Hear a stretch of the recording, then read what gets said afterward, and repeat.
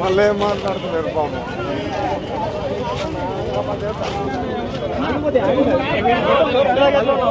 లక్ష్మణ్ మాట్లాడు, ఇట్లా మాట్లాడు, మాట్లాడనా దిగుతాను సార్, ఒక నిమిషం దిగుతా. సరే సార్, ముట్టడి ఎందుకు వచ్చినాము? ఆర్టీసీ బస్సులు ఫ్రీ పెట్టి బతికే పరిస్థితి లేదు. మన న్యాయం కావాలని కోరడానికి వచ్చినాం. ఇది మా పరిస్థితి. యాదాద్రి భువనగిరి నుంచి 70 మంది వచ్చినాం సార్. ఇంకా వెహికల్స్ వస్తున్నాయి. ఇంకా అవి ఆల్రెడీ అక్కడ ముట్టడి చేసిర్రు.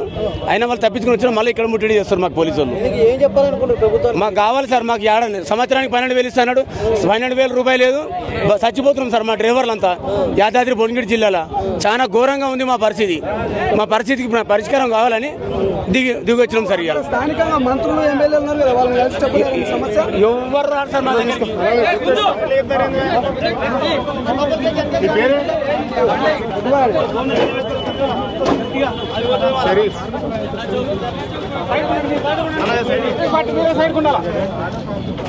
సంబంధించి